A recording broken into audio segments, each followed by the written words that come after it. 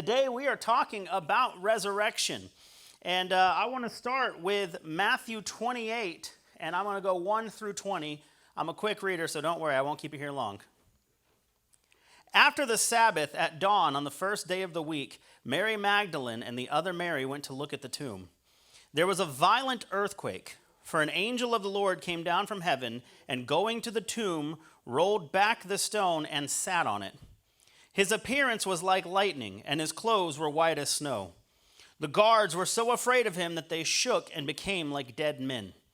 The angel said to the women, "Do not be afraid, for I know that you are looking for Jesus, who was crucified. He is not here. He has risen, just as he said. Come and see the place where they lay. Then go quickly and tell his disciples, he has risen from the dead and is going ahead of you to Galilee. There you will see him. Now I have told you." So the women hurried away from the tomb, afraid yet filled with joy, and ran to tell his disciples. Suddenly Jesus met them. "Greetings," he said. They came to him, clasped his feet, and worshipped him. Then Jesus said to them, "Do not be afraid. Go and tell my brothers to go to Galilee. There they will see me." While the women were on their way, some of the guards went into the city and reported to the chief priests everything that had happened. When the chief priests had met with the elders and devised a plan, they gave soldiers a large sum of money, telling them, "You are to say, his disciples came during the night and stole him away while we were asleep. If this report gets to the governor, we will satisfy him and keep you out of trouble." So the soldiers took the money and did as they were instructed. And this story has been widely circulated among the Jews to this very day. Then the 11 disciples went to Galilee, to the mountain where Jesus had told them to go. When they saw him, they worshipped him, but some doubted. Then Jesus came to them and said, "All authority in heaven and on earth has been given to me. Therefore, go and make disciples of all nations, baptizing them in the name of the Father, the Son, and the Holy Spirit, and teaching them to obey everything I have commanded you. And surely I am with you always, to the very end of the age." My God has risen. He is so good. And I want to begin this sermon by celebrating that victory over death and sin. If you guys are ready, let's give God a hand clap of praise together today.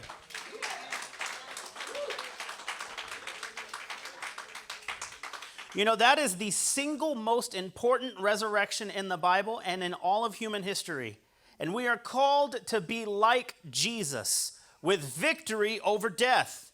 And the reason I say the most important resurrection is, here's a secret. It's not a secret if you've read. In fact, there are other stories of resurrection in the Bible. Yeah. The widow's son at Nain. Jesus witnesses a funeral procession and a grieving mother, and through his loving mercy brings the child back to life. Jairus' daughter, a synagogue leader, approaches Christ for healing for a sick daughter. On the way, messengers stop him and say she's dead. Jesus comforts him, and lo and behold, Jesus raises another. Lazarus, this is a very popular one. A lot of people know. Word of Jesus' friend falling ill came to him. By the time he made it to Lazarus, he had been dead for 4 days. When Jesus called to him, he came forth, alive again. The son of Zarephath's widow, Elijah was staying with a widow during a drought, and at that time her son became ill and died. Elijah's fervent prayer brought him back to life again.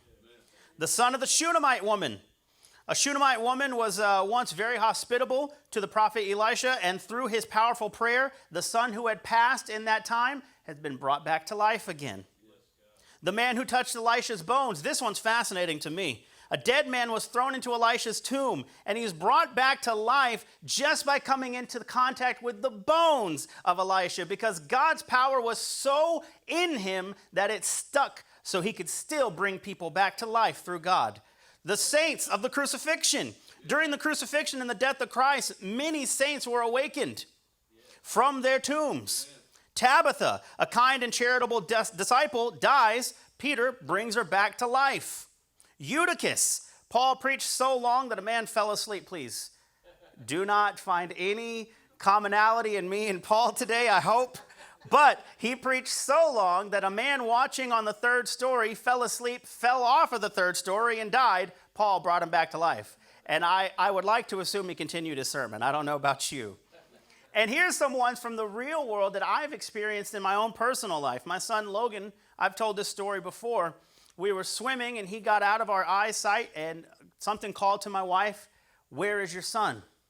Well, when we found him, we looked around and my brother-in-law back there and I were standing between each other, probably about the distance between me and you, to be honest. And he was in the middle of us sinking. And just out of a snap movement, Matt and I both make a way to him. Matt grabs him from out of the water, throws him up. I leap in the air and I catch him. And I turn my back so my wife doesn't see her son that way. Well, I set him on the ground and I don't know what to do. I've heard, well, the body's gone cold. And I'm not the brightest man in the book, but I've heard, okay, the body's gone cold. Maybe if I get the body warm, something will happen. So I put him on the hot concrete and I put my fingers in his mouth. I just felt the urge to. And he coughed up all the water and came back too. We got to the hospital later. He was perfectly fine. He's out there. He's a complete knucklehead. And he will talk your ear off and joke with you. And what we found out that day is he had started the process of death. And he was moments away from staying dead. Myself, I was young, 14 months old. I had a seizure. They gave me some medicine. It stopped my heart. I'm on life number 2. So I have a generational gift to pass on to my son that I've given him, and hopefully it stops. I don't want this to continue, but we are both on life number 2. I had died, and I don't know how long, and my heart had stopped, and they brought me back too. So even in modern times, resurrection is a thing. But I don't want to talk to you about just simply resurrection from the dead. I don't want to just simply talk to you today about the resurrection of Christ, because we know that so well. And even people who don't know church, they know the resurrection of Christ. Today I want to ask, what part of your life did you let die?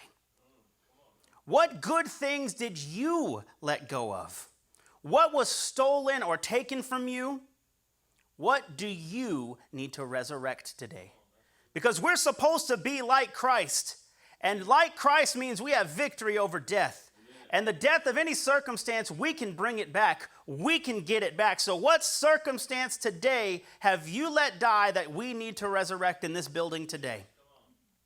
Many of us have done that with our finances and our career. So often in life, things that are out of our control erode our financial health. Oftentimes, it's actually our own mistakes that led us there. We let go of our dreams. We lose our ability to provide for our family. Some of us chose dollars over our passion. We chose financial independence over dependence on God. A lot of people in the world chose their wallet over their calling. Maybe you came here today suffering from your financial past. Maybe you made mistakes in the past and you're still paying them back. The bank still says you have a debt. And maybe you're the kind of person that's still making mistakes financially. Either way, you need a debt miracle. You need help and guidance from the Spirit to spend better. Here are some biblical tips for you. Number 1, you gotta stop using God's blessings on your vices. Too often, we get a blessing from God and we go right to our vice. And I'm not going to pick a vice out here. I'm not going to single one out. We all know what our vices are. Some of us have vices that we can go down to the corner store for. Some of us go online with our vices. Either way, we are wasting God's blessings on our vices, and that is wrong. Number 2, you have to recognize that God is the provider, not you.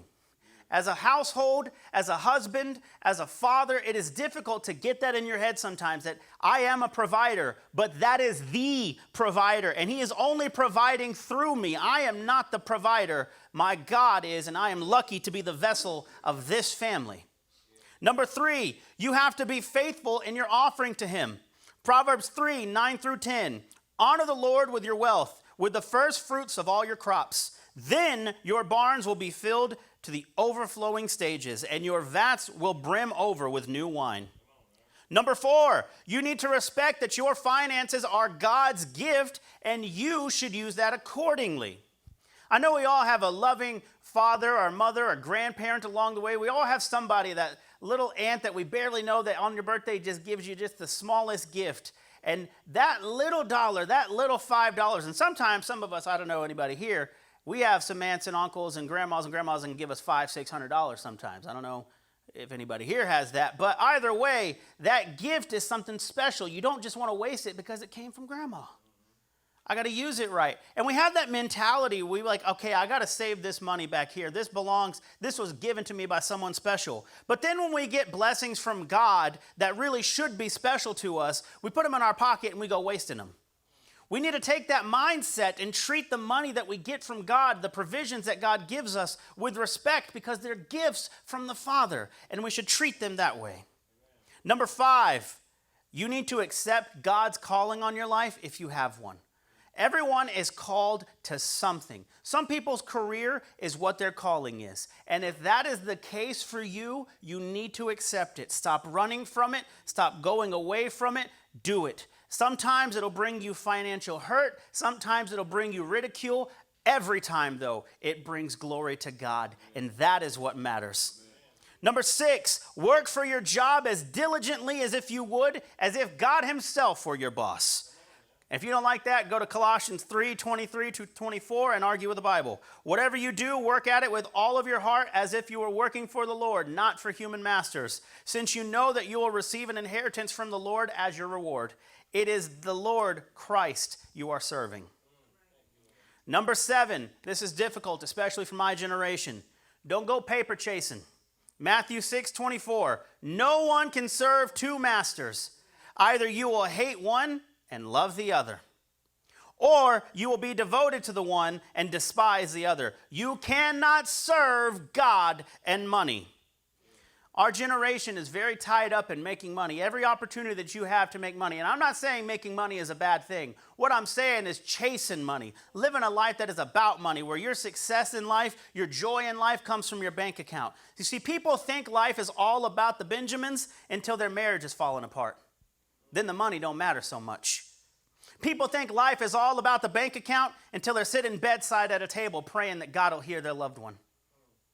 That's what really matters in life. Money seems like it matters until something really matters in your life. We've got to stop thinking that life is all about money. Life is about glorifying God. Number 8, stay away from the love of money, because that is the root of all evil, not money itself. Listen, let me tell you a secret. My provider, God, my Father, he walks on golden streets, baby. Yeah, Christianity is not a guarantee of poverty. Some of us will be taken through that path, but it is not a guaranteed path simply because you are a Christian. It is the love of money that is the root of all evil. And when people tell you that money is the root of all evil, remind them it's the love of money that is all evil. Number 9, trust in him to provide for your needs. Listen, truly, deeply trust in him. When the bank account doesn't line up, think God's about to do something. Get your faith so lined up that when the numbers don't make sense, you're like, all right, God's coming. God's coming. And you start to listen and act out on what God wants you to do. You get a relationship with him where when financial struggle happens, you start thinking, God, what do I do next? Not, oh boy, what do I need to do? You start going to God, what's the plan, Father? What do I do, Father? Because you know he is the provider. Yes, now, some of us here today have got to resurrect our mental and physical health. Maybe you need to rescue your health, your physical health specifically. Giving your physical health to God is one of the most challenging parts of faith, because that pain, you're feeling it every second. It's difficult to walk in pain, to walk in hurt, and still have faith at times. It is a difficult thing. And if that's you, you shouldn't feel shamed. It needs to change, but it's a difficult thing. We've all been there. Every one of us has been through an illness or seen a loved one go through an illness, and we've lost just a hair of faith at a moment. We start panicking. You get that freak out moment where you think, oh God, is this how I die? Is this what's going to take me? Instead of having the true faith that says, God, your will be done. But the truth is, it's multi-layered, because you also need to feel blessed with what you do have. It's okay to pray for healing. It's okay to desire more for your body, but you do have to feel blessed with what you have. Health faith is not simply believing that God can heal you, but also learn to be at peace with God's will, even when that hurts. I look at these pews, and there are people today that I wish were in them, but they can't be, because they're with God now. And that hurts here on earth, but it was God's will. And we have to make peace with that.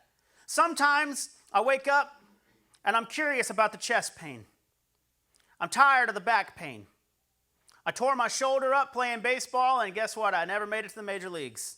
Now, I'm not going to lie, I was pretty good, but I tore it up for high school baseball. And sometimes, I'm not going to say I regret it, but the pain gets to me.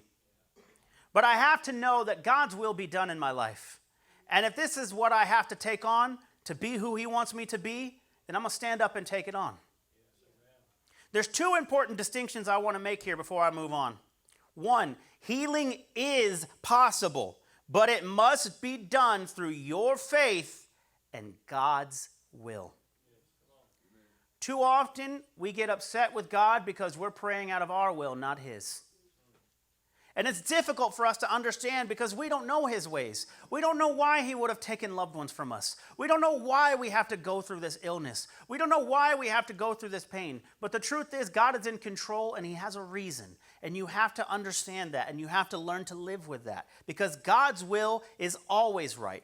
We may not understand that, but that's what faith is. It's not having to know why God is doing what he's doing. It's just knowing he's doing something. Yes, God is a healer and a miracle worker, but he is not on your payroll. You serve him. So when things aren't going your way, remind yourself that throne belongs to the Father. And when you sit at it, you're an imposter at the throne. It is important through life's hardships to remember that you serve God. And when his will be done in your life, and that doesn't line up with your will, it's not his will that needs to change, it's yours. Sometimes those in pain won't find healing because they're afraid to lose the identity of someone suffering. A lot of the time that comes from wanting an excuse in life.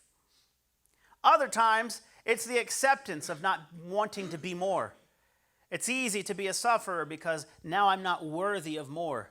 People who have self-conscious problems, people who have identity crises, they use physical health issues sometimes to limit themselves because they're not big enough. They don't deserve that kind of money. They don't deserve that kind of lifestyle. And identifying as a sufferer is a good way to make sure everybody feels the same way about you. And lastly, it's a symptom of not accepting God's identity because it's too big and too scary and too much work and you're underqualified for it. So many people will stay in the identification of a sufferer because they're not willing to accept that God's calling them to something more than what they are right now. Are you stuck in that identity? Are you feeling ill? Maybe you came here desperate for healing. Are you in pain today? Is it taking its toll on you? It's time to resurrect some things. To get your health back on track. The truth is, you let your kindness die because of your pain. Resurrect that. You stop that ministry in your life because of your health. Don't let that die. Your medical situation killed your faith in God. Resurrect that today.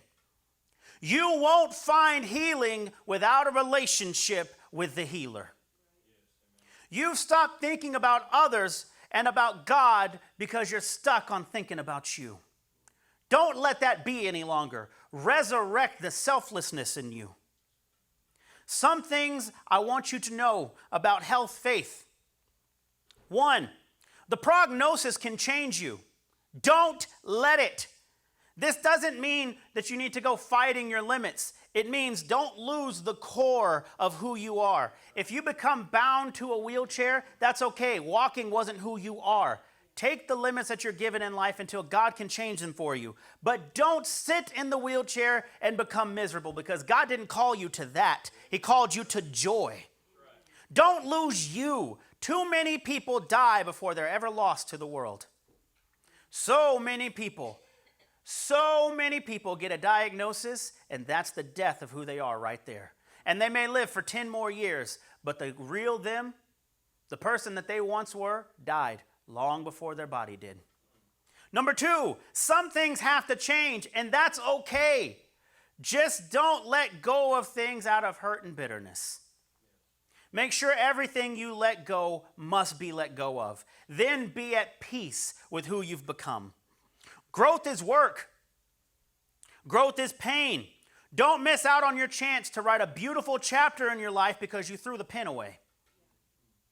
Number 4, never lose hope or faith because God can wipe it all away in one instant. It doesn't matter. If they say you've got 6 months to live and you're on the last day, God can change it right then and there. Number 5, faith is work, but no matter your circumstance, you got to have it. Number 6, find the balance of believing for better and or more, but also being so thankful for what God has given you.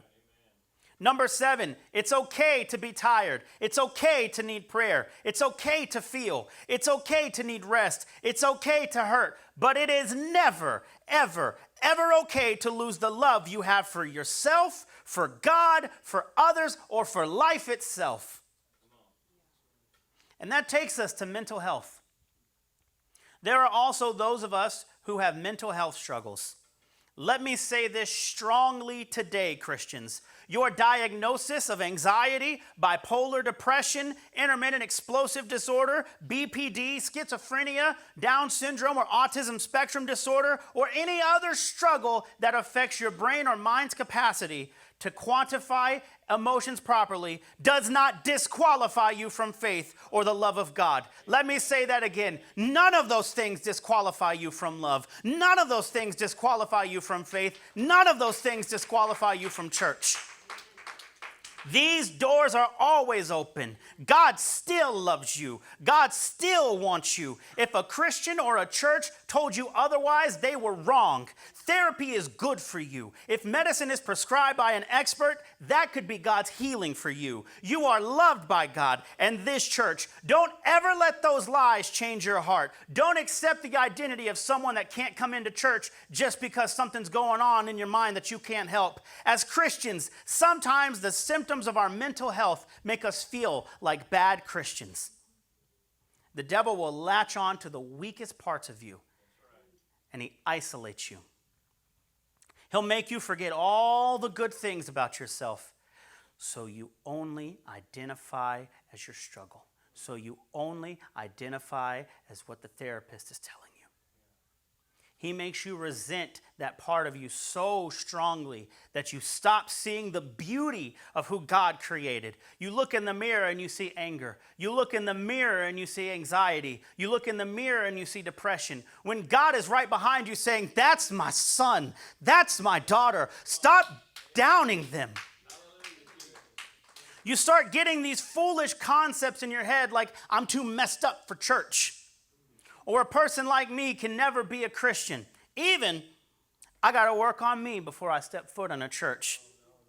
It can shatter a person. It can honestly crumble them to bits. Maybe you feel that way today, like fallen glass, a million shards of a person not worth rebuilding. But I've been sent here to tell you by God today, that's wrong. You are wrong. God doesn't vibe with those thoughts. He doesn't vibe with what you're saying about yourself. He loves you. Come broken. Let him fix you. He made you. He knows where the pieces go. The church is literally made for you to find God here. It is our job to welcome you as you are. Don't worry about you. Just show up and get close to God as you are. He will change you. He will make the best parts of you better. He made you for a purpose, on purpose. You are beautiful. You are welcomed. I am glad you are here. If you've accepted God today, I am honored to call you my brother or sister. And if you haven't yet, man, I can't wait until you do. I cannot wait to call you my brother. I cannot wait to call you my sister. And guess what? When you come to me and you tell me, "But first, let me tell you about my mental health struggles," I'll stop you. I promise I'll stop you and tell you about mine first, because I'm just like you. I'm suffering just like you are. I go through anxiety and depression. I go through issues just like you do. And it doesn't disqualify me from anything, and it will never disqualify you from God. I have got a few really, really important things for you to know about mental health. Number 1, don't let a broken world tell you that you're too broken for God. Who are they to tell you that you're broken? Who are they to tell you what God can do for you? They don't even believe in him. Number 2, God knows your struggles and he still loves you. If you don't feel like that, go to any Bible app. If you hit Control F on your keyboard, you can search. And if you put a word, it just highlights every time the word is in the Bible or every time the word is on the webpage. If you type in anxiety, anger, depression, frustration, there will be many, many, many utterances of those words in the Bible. Why? Because God knew it would be coming. He knew that those things would be on you. Number 3, it's okay to not be okay. You don't got to fix yourself up to come here. Don't do it. I ain't fixed myself up.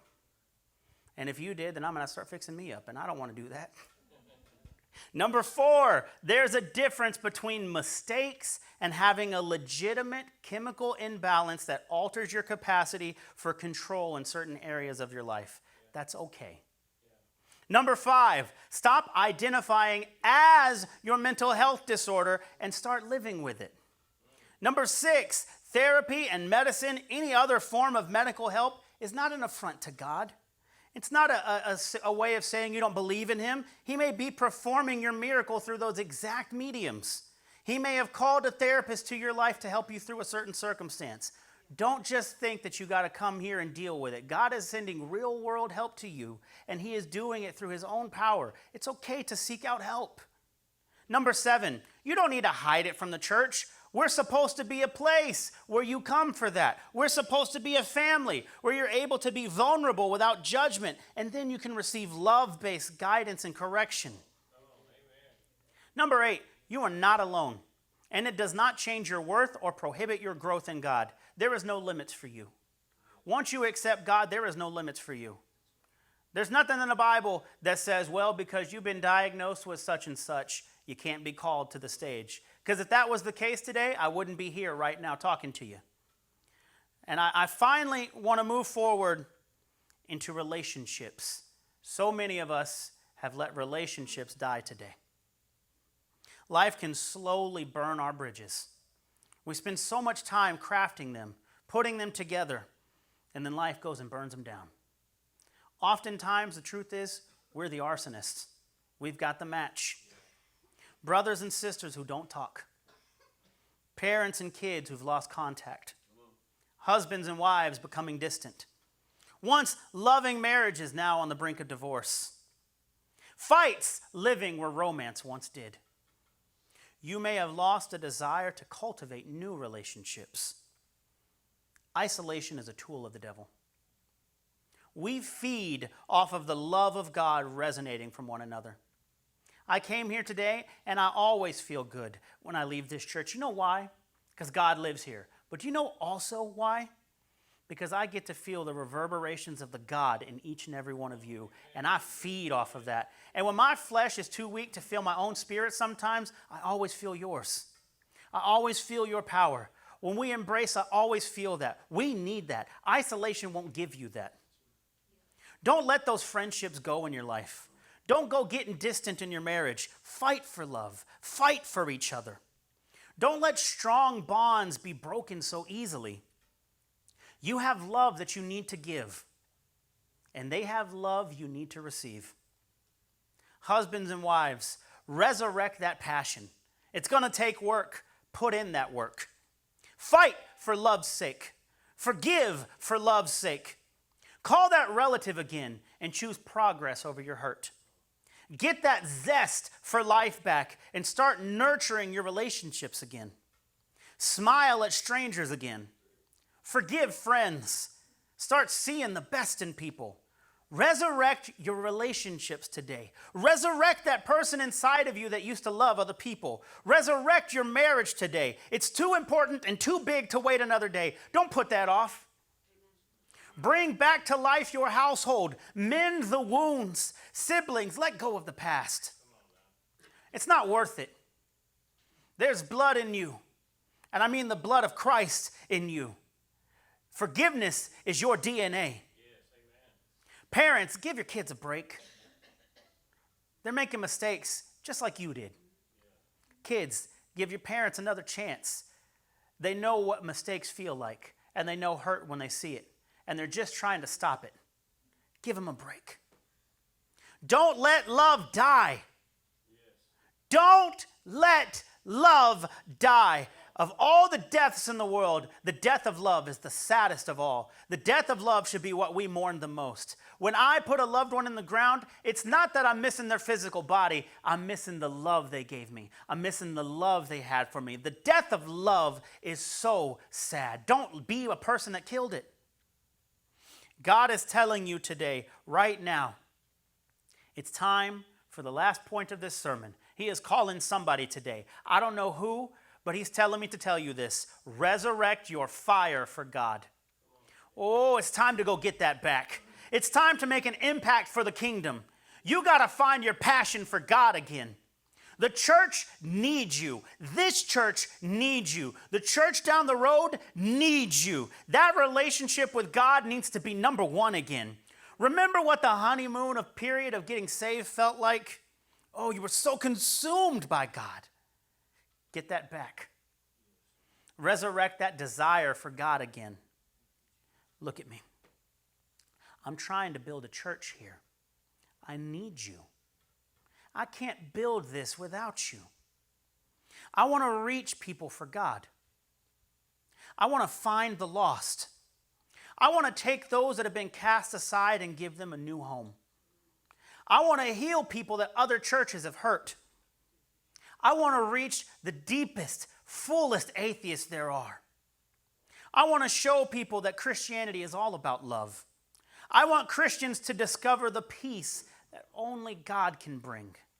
I want to make people smile when they talk about their faith. I want to get past all the religious ceremony and accoutrements and just get right to God. I want this church to change people's minds about Him. I want people in this church to change people's minds about Christians. I want people to think that Christians are like this, and then when they walk into this church, go, oh boy, I was wrong. They're good people. They're loving people. I want this place to be packed with people who can't be anything other than themselves. Pews full of suits and ripped jeans, basketball shorts and dress shoes. The kind of place that's so diverse because we don't see anything else but God in each other. It's not about what you wore. It's about the God that's in the behind parts of you. Ex-cons praying over cookie baking grandmas. A church that people on the outside are just dying to get into. A church that doesn't just read the word and preach the word, but teaches you how to apply it to your everyday life because we're everyday people here. Now listen, I'm going to tell you the truth. I don't have a degree. Sometimes I'm going to sound like the southern white father of mixed kids, and that's because I am. Y'all are going to dress like y'all like to dress. I'm going to dress like I like to dress. If it wasn't Easter, I'd be in a jersey that I like from my team, even though they did a bad job yesterday. We are going to break misconceptions here. We are going to shatter expectations here. We are going to change people's lives by showing them how to see the God in everything in their life and how just like us, we want them to be them and love it. I want to close with this. Jesus is alive within you. As we honor him today, let it be a reminder of the power that you now possess. Jesus, the risen King, the conqueror of all, the undoer of ends, is alive in you through your Spirit. Stop letting things die. Stop letting peace die. Stop letting hope die. Stop letting good things go away. Christian, it's time for your resurrection. It's time for you to take Christ's example and stop accepting death in your life. It's your third day. It's your time to rise up. The angels today have rolled away your stone. Get out of your tomb. Father God.